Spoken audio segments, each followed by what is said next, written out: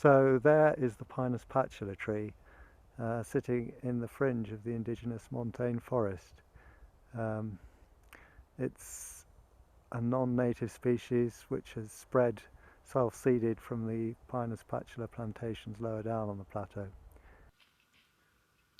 With the help of a colleague, Tess Darwin, I was able to show that blue monkeys did not damage the major plantation species, Pinus patula, and mainly damaged two species of lesser economic importance, Pinus taida and Cupressus lusitanica. I suggested that these species should not be replanted once harvested, and that no further clearance of indigenous forest, even if little more than scrub, should take place. My view had been that it was clearance of around 100 hectares of scrub forest in the mid-1970s, clearly shown by the evidence of aerial photographs, which had precipitated the start of bark stripping in 1976, pushing blue monkeys, which had used this area, into the adjacent plantations, where there was nothing for them to eat except the sugary phloem on the inside of tree bark. Returning to the plateau 25 years later, it is good to see that the monkeys are still here, with groups occupying the forest very much in their former configuration. Looking around at the plantations too, where there used to be brown tops in profusion, there are now none to be seen. The Pinus taida and Cupressus lusitanica plantations have all been felled, and, true to my prediction, the major plantation species Pinus patula stands undamaged. I heaved a huge sigh of relief when I saw this. Possibly the reason why Pinus patula remains undamaged is that blue monkeys actually seem to enjoy eating the needles of this pine, which means when they find themselves in the patula, they have something to graze on. The Pinus patula tree may be regarded by some as a weed, but ironically it has played a part in saving the blue monkey here.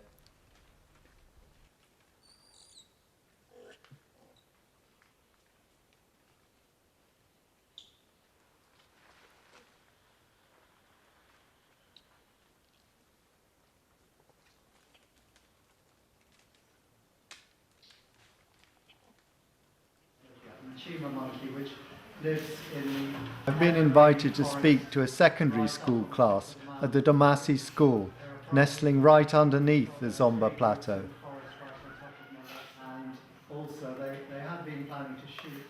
I'm talking to them about the nature of my work back in 1981. But I'm surprised to find that many of them have never seen a blue monkey and are fascinated by the clips of them on Amanda's laptop. The local population seem to know more about leopards. So I'm talking to Solomon, who is the head chef at the Forest Lodge on Zomba Mountain. Yes. And I'm particularly fascinated because 25 years ago I was working up near Chingwi's Hole. I had a hut at Chitinji. And during that time, when I was studying the blue monkeys for the forestry department, I heard that a man had been eaten by a leopard on the up road, I think it was. And Solomon, I know you have some memories of that, so I would love to hear those memories. Do you remember that incident? Of course. In those days, the leopards were harsh because the bush was too much. And then, if someone passes to the bushes, the leopards were harsh to the people. But at the moment, through those years, coming to 90s, they became friendly with people. Because every leopard which was below the mountain went up to the top. and there was no any problem against the people Right. with the leopards. So there was too much interaction between leopards and people in those That's days. right. Yes. Yes. And you were working at the Kuchawi Inn At that that time. yes, And- that time and- I was working at and- Kuchawin as a head and- chef. Yes. And was everybody slightly alarmed when this man was eaten? Yes, But you used to still walk home from the Kuchawi I Inn will, of course. with a torch. Yes, with the torch. And you didn't feel frightened. I didn't. I will finding the leopards beside the road, Right. but when they saw me, they were jumping down to the bush, and also I was just passing, no stop, even to take the stones Right. and throw. No, it wasn't like that. I was just going straight up to the house. That wasn't happening to me, but Right. it was the leopards between the roads. Right. Yes, sir. And you think there were several around then, not just the one? Several, Several, not yes. one, several. The montane evergreen forest on the Zomba Plateau is special. It is part of the Afro-montane forest archipelago, which covers sub-Saharan Africa, wherever the mountains rise high enough to emerge from the hotter and often drier vegetation zones below.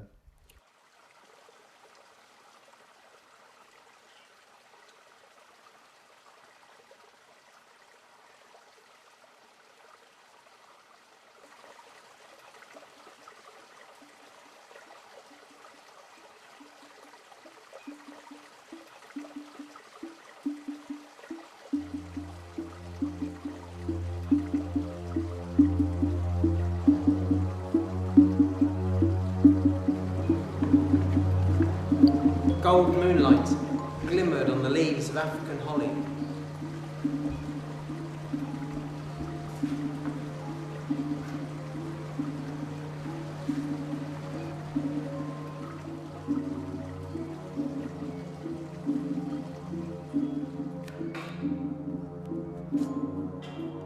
Overhead, the arching forest twisted and intertwined like seaweed, given a slow motion by the strain of seeing with intermittent rods that fired, did not fire, and fired again, investing the image with a strange, labile quality, like an old film shot to a stationary subject. Movement with the bouncing, which is the swinging of the hips right to left, and still bouncing, so we're bouncing and swinging our hips, and our arms will start going, so we begin to whoa, well, it goes to the right first, so it's like that.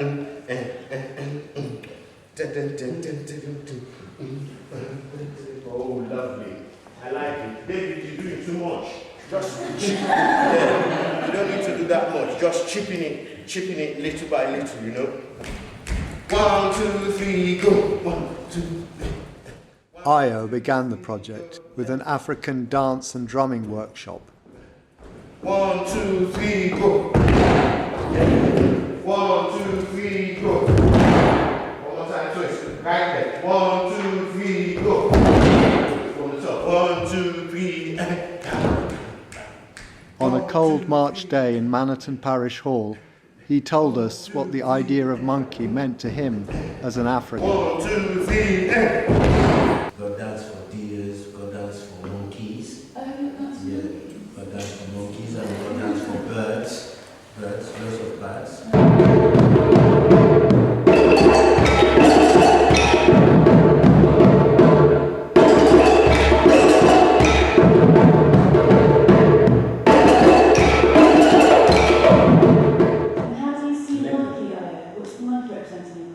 Monkey. Yeah. Monkey is What's the Eshu. story?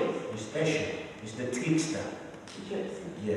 Monkey is all about tricking. It's all about living while he's sitting and if I should not, you know what I mean? I'm smiling, but don't think that I'm really smiling, you know? It's not because I'm going like that I'm saying yes, you know what I mean? That's stuff. It's all about trickery, it's all about cunningness, and it's the spirit of Eshu. Monkey is very revered in certain culture because they connected with deities. You know, they connected with deities like saints. That's what deities are. Is that quite close to human? Yeah. When you look into Yeah. monkey's eyes and like, there's know that they were there, you know, there's a connection. Not even from the private, not even from the biological perspective, from the spiritual perspective. Yeah, because the biological perspective, there's the primate, you know what I mean? And, you know, we're as close to them as we can be to pig.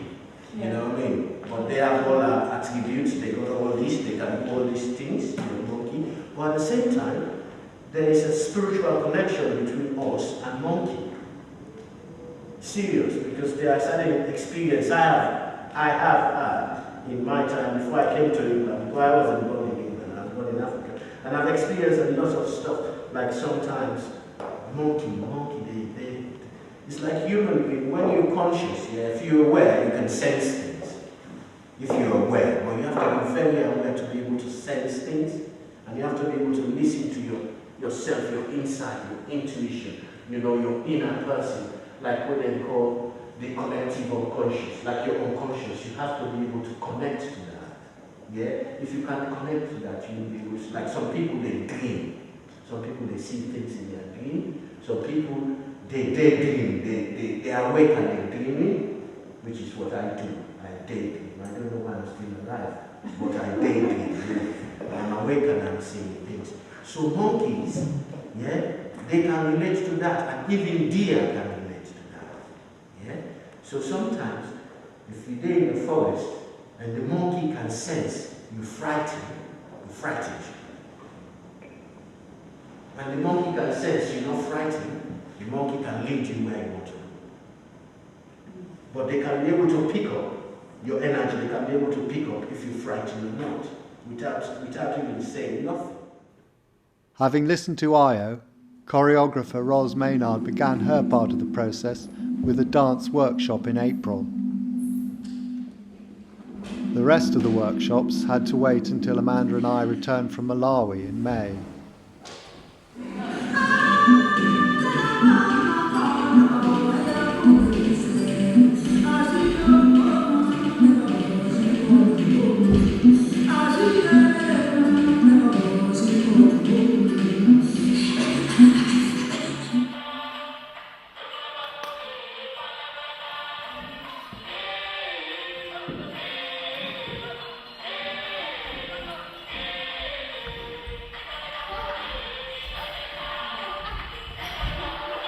So do you know what I mean by sketch? It's just you just laying down rough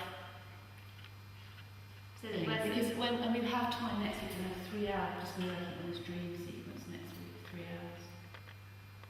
So we'll have lots of time to play with images more, and there'll be times when we're not on stage and 2 of you are and 2 of you aren't, and you can just work on your phrases there. And we all come together at the end. So just a duet from entering somewhere in the space and travelling into the space to come together. Incorporating one flick, one swim.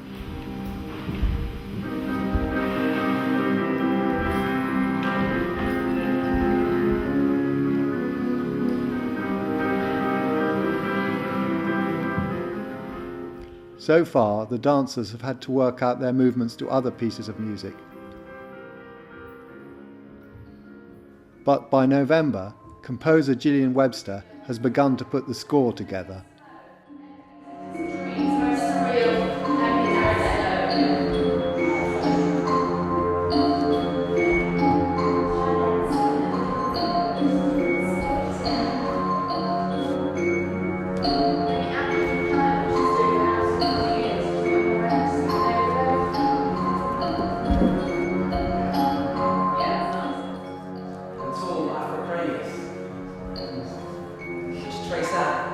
Finally, my text is integrated with the dance and music, here in the dream scene.